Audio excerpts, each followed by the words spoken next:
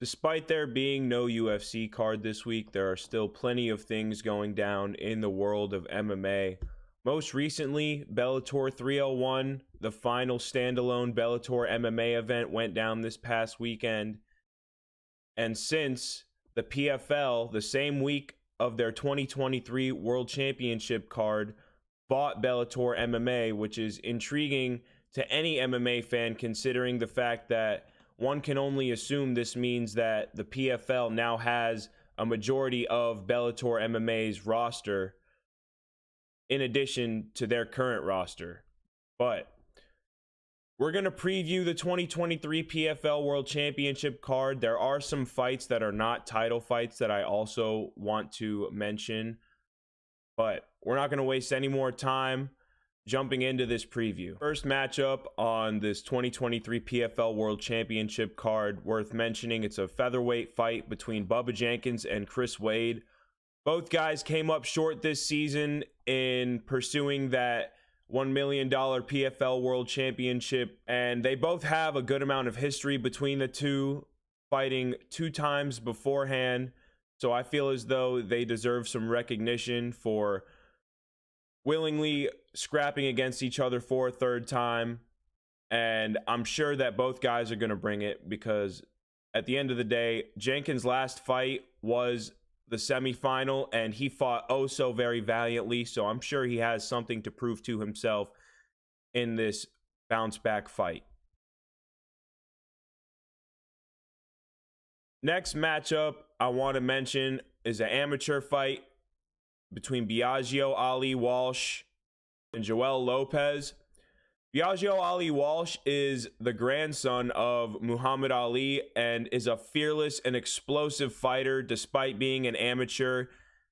He shows a genuine fearlessness early on that will benefit him as he progresses and grows. And he's on a tear. He's finishing guys in his fights.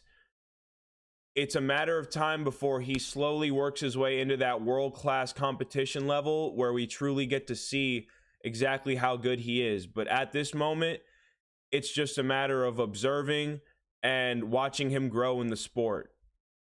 Next is a middleweight showcase where Derek Brunson will be making his PFL debut against Ray Cooper III.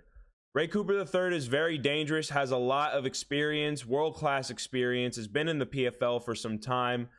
And Derek Brunson's coming off that fight against Dricus du Plessis where it got concerning as somebody who was in the arena and watched it in person.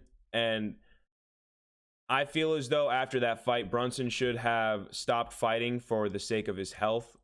But he forges on, and he's got a tough test in front of him in his PFL debut in Ray Cooper. So I'm not rooting against him. I'm just stating the facts is all.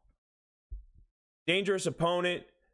I'm sure Brunson's got a chip on his shoulder. We'll see how the fight plays out. Next, Kayla Harrison getting a fresh face matchup against a former UFC fighter in Aspen Ladd. Aspen Ladd is admittedly having a tough time getting going since joining the PFL. This will be her chance to really showcase where she stands, and this is Kayla Harrison's chance to bounce back after being handed that first loss of her career and not being in the PFL world title fight for the first time in many years. And she's being matched up against a former UFC talent, meaning if she beats Aspen Ladd, Kayla Harrison could considerably technically compete with UFC level talent. But intriguing matchup. It's a fresh matchup for Kayla Harrison, who was falling victim to being matched up against the same person repeatedly, but something to look forward to. We move on to the championship fights. First one being the featherweight championship bout between Gabriel Braga and Jesus Pinedo. Both these guys were on absolute warpaths throughout this 2023 PFL season. Just reckless, fearless, first round knockouts, throwing the hands valiantly, blowing their gas tank before it showed, and getting that finish so that they could end up in this position where they're fighting for this world title. And this is a fresh matchup, which, considering the fact that both guys essentially stormed the gates in their fights to get to this title fight, that is the reason that there's intrigue in this matchup. So keep an eye out for this one. I wouldn't bet on this fight, but I think it'll be a dog fight. Light heavyweight championship between Impa Kasanganay and Josh Silveira. Josh Silveira comes from, I believe, the ATT lineage. He is very skilled. He obviously earned this title opportunity fairly and truthfully. He got finishes, he got wins, but Kasanganay has so much momentum since going to light heavyweight, because there was a point in time where Impa was trying to make 170, which was not benefiting him at all compared to him fighting at light heavyweight and knocking guys spark out. And he has that kind of knockout momentum going into this title fight, which I feel as though will favor Impa in this fresh matchup against Silveira. Not a fight I would bet on, but it is a fight worth tuning in for, considering the fact that both guys have momentum. We move on to the welterweight title fight. This is an interesting one. Sadibou C, the defending champion, against Magomedkerimov.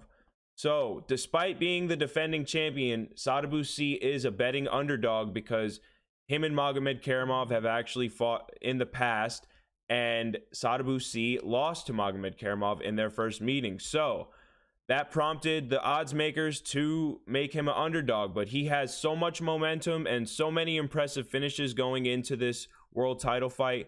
I feel as though if you are betting, this is an underdog bet worth taking. Doesn't mean Magomedkerimov doesn't have momentum of his own, just stating the facts yet again. Intriguing matchup, intriguing circumstances for the welterweight title fight. The women's featherweight title fight. Larissa Pacheco, the defending champion, the lady who handed Kayla Harrison the first loss of her career, is going up against Marina Mokhnatkina. Pacheco has momentum. She has finishes going into this fight. She's been getting knockouts throughout the duration of this PFL season, and I feel as though that will benefit her against Mokhnatkina, who, despite having momentum of her own, just hasn't been exposed to that true firepower that Pacheco possesses. And Pacheco no longer has that looming thought in the back of her mind of having to deal with Kayla Harrison, considering the fact that she got past her in last year's PFL world title fight. So I think this matchup favors Pacheco. She is the favorite, and Pacheco is an exciting fighter to watch because she is seeking the knockout in there. We move on to the heavyweight title fight. Denis Goltsov versus Renan Ferreira. So, not a fight worth betting on either, considering the fact that Ferreira is the underdog with a lot less experience than Goltsov, who has over 40 professional MMA fights. Actually, I believe 39. This championship fight will be his 40th, compared to Ferreira, who has 14. Nonetheless, I believe, despite both guys having momentum and finishes going into this championship fight, it's hard to favor against Goltsov, considering the amount of experience that he has over Ferreira in terms of his MMA career as a whole. So, wouldn't be surprised to see Ferreira pull it off, considering he has finishes and momentum of his own, like I just mentioned. So if you have the money to take that risky underdog bet, go for it. But like I said, this wouldn't be a fight that I would bet on. And we move on to the lightweight championship. The defending champion, Olivier Aubin Mercier versus Cassius Clay Collard. A fresh matchup, an intriguing matchup, because both guys have interesting circumstances. Aubin Mercier joined the PFL after a stint with the UFC and has been on a tear ever since. He won the 2022 PFL World Championship, obviously, and has had a tear of a 2023 season, leading him to be in this fight against Collard. Collard, on the other hand, has accumulated crazy experience against guys like Jeremy Stevens, Shane Burgos, and winning those fights. And he has rightfully earned his spot in his own right. Clay Collard is the betting underdog in this fight, which I think is a bit of an eyebrow raiser. And I think, again, if you have the money to make that risky bet, I think it's a bet worth taking with Clay Collard as the underdog. Not to say that Aubin Mercier doesn't have momentum of his own, because like I said, he's been on a tear. But Clay Collard is a junkyard dog, and he has proven it time and time again. And this is an intriguing matchup, considering all the factors that I just listed. So be sure to let me know what you guys think about PFL buying Bellator MMA and the possibility of a lot of Bellator's champions going over to PFL and competing against their high-level talent.